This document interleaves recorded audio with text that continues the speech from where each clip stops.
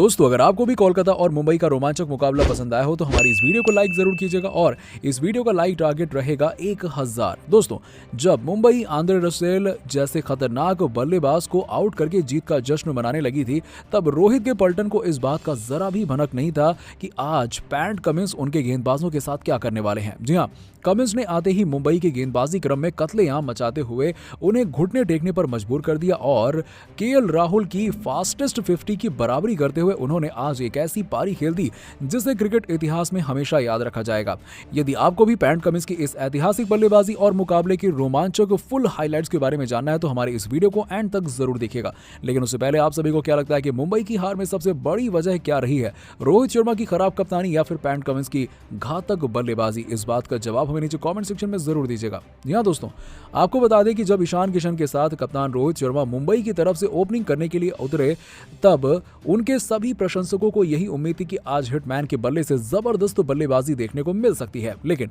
मुंबई की किस्मत बदलने रोहित शर्मा आए थे, लेकिन वो अपनी किस्मत से ही न्याय नहीं कर सके और इस टूर्नामेंट में गजब की लय में गेंदबाजी कर रहे उमेश यादव ने रोहित शर्मा के संघर्ष को खत्म कर दिया। 12 गेंदों में महज 3 रन बनाकर रोहित पिछले 3 मुकाबलों की तरह एक बार फिर से नाकाम साबित हुए। लेकिन मुकाबला तो यहां से शुरू हुआ और जब रोहित शर्मा तीसरे ओवर में ही महज 7 रन पर मुंबई का साथ छोड़कर चले गए, तब आज के मुकाबले में टीम डेविड जैसे बल्लेबाज को बाहर करके शामिल किए गए बेबी एबी डिविलियर्स के नाम से मशहूर डेवॉल्ट ब्रेविस ने कोलकाता के गेंदबाजों की धज्जियां उड़ाते हुए 4 ओवर में 14 रन से मुंबई के स्कोर को 5 ओवर की समाप्ति के बाद 23 रन तक पहुंचा दिया। इसके बाद उन्होंने ईशान किशन के साथ मिलकर 6वें ओवर में गेंदबाजी करने आए दुनिया के सबसे खतरनाक गेंदबाजों में से एक पैट कमिंस के इस ओवर में 12 रन बनाते हुए पहले पावर प्ले में मुंबई की एक खराब शुरुआत को एक बेहतर शुरुआत में तब्दील करते हुए 35 रन बनाए। जिसके बाद आपको बता दें कि जिनमें से डोमिनेट करते हुए ब्रेविस ने महज 12 गेंदों में 21 रन बनाते हुए यह साबित कर दिया कि पिछले मुकाबलों में उनको बाहर रखना मुंबई की कितनी बड़ी भूल थी। जिसके बाद कोलकाता की तरफ से गेंदबाजी के लिए आए मिस्ट्री स्पिनर वरुण चक्रवर्ती की पहली ही गेंद पर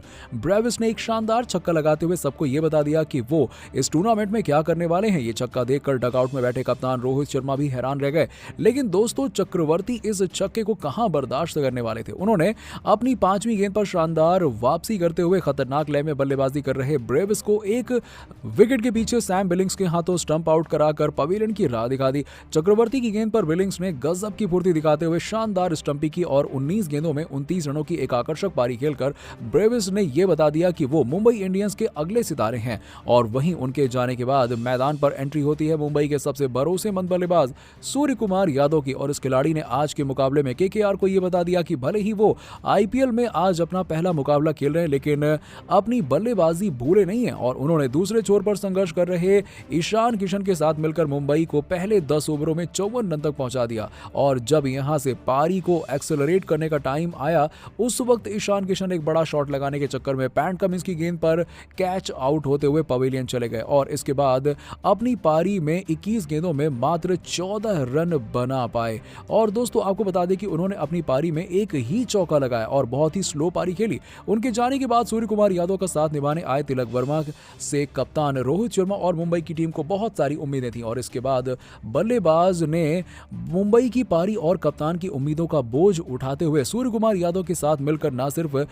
इंडियंस की पारी को संभाला, बल्कि ताबड़तोड़ अंदाज में बल्लेबाजी करते हुए मुंबई इंडियंस को एक शानदार टोटल तक पहुंचाया। दोस्तों, आपको बता दें कि सूर्य कुमार यादव और तिलक वर्मा ने पहले धीरे धीरे बल्लेबाजी करते हुए मुंबई का स्कोर 15 ओवर में केवल 85 रनों तक पहुंचा दिया। अब जब ऐसा लग रहा था कि मुंबई एक बहुत ही छोटा स्कोर खड़ा करेगी, तब इन दोनों ही बल्लेबाजों ने अपने गियर को 1 या 2 नहीं बल्कि 6वें गियर में डालते हुए केकेआर के गेंदबाजों की बखिया उधेड़नी शुरू कर दी। और 16वें ओवर में गेंदबाजी करने आए पैट कमिंस के इस ओवर में तिलक वर्मा ने उनकी पहली ही गेंद पर एक ऐसा छक्का लगा दिया जिसे देख डगआउट में बैठे रोहित शर्मा की आंखें फटी की फटी रह गई। जी हां, एबी डिविलियर्स की याद दिलाते हुए उन्होंने एक शानदार स्वीप शॉट खेला और कमेंट में इस ओवर में आपको बता दें कि 13 रन बटोरे और तिलक वर्मा ने मुंबई की पारी को लगभग 100 रनों के करीब पहुंचा दिया। और इसके बाद तो इन दोनों ही बल्लेबाजों ने रुकने का नाम नहीं लिया और जब पारी का 17वां ओवर लेकर आए गेंदबाजी करने सुनील नरेन, तो इस ओवर में एक छक्का और एक चौका लगाते हुए आपको बता दें कि तिलक यादव ने 14 रन बटोरे और इसके बाद उन्होंने रसल की एक गेंद पर बेहतरीन चौका लगाते हुए शानदार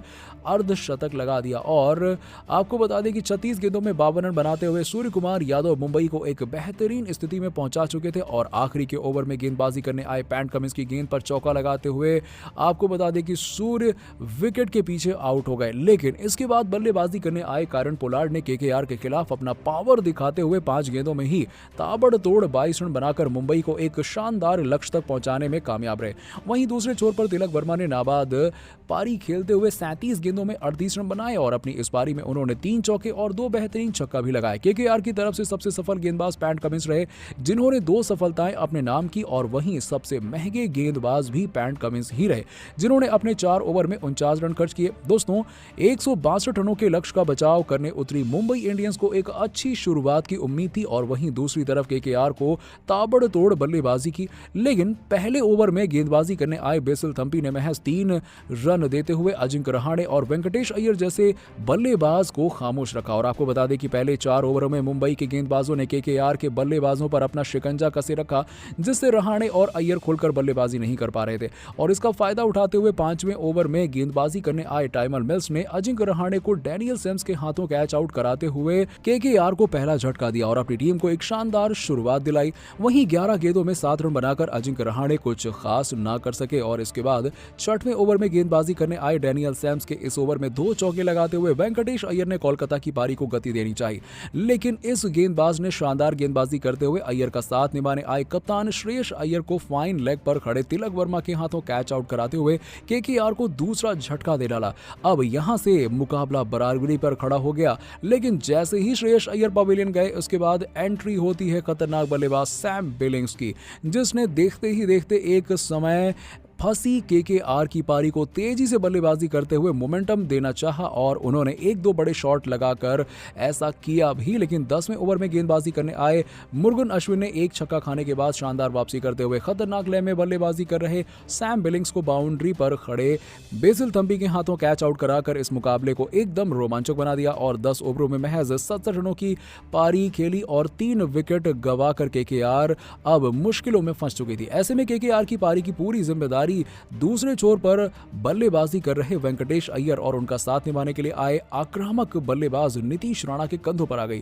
जिस तरीके से मुरुगन अश्विन ने एक छक्का खाने के बाद सैम बिलिंग्स को आउट किया कुछ उसी अंदाज में उन्होंने नीतीश राणा को भी आउट करके मुंबई को चौथी सफलता दिलाई और इस मुकाबले में अपनी टीम का पलड़ा भारी कर दिया। लेकिन दोस्तों आपको बता दें कि इस मुकाबले में यह कहना बहुत ही मुश्किल था कि कौन सी टीम जीत हासिल करेगी क्योंकि कभी यह मैच केकेआर की तरफ झूलता हुआ नजर आ रहा था तो कभी मुंबई इंडियंस की तरफ जा रहा था। और आपको बता दें कि बाद में बल्लेबाजी करने आए रसल द मसल ने आते ही आपको बता दें कि मुरुगन अश्विन की गेंद पर एक शानदार छक्का लगाते हुए मुंबई के खेमे में खौफ पैदा कर दिया और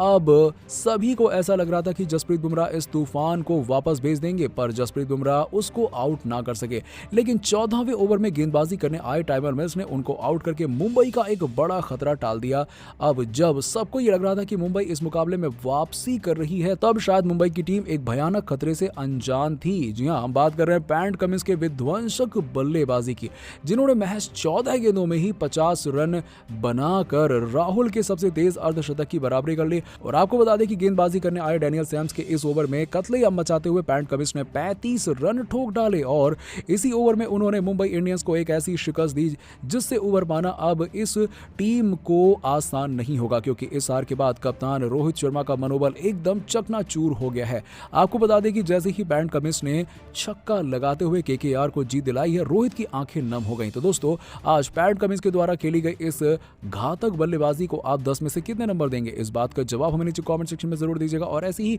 खबरों के लिए सब्सक्राइब कीजिए हमारे यूट्यूब चैनल को। धन्यवाद।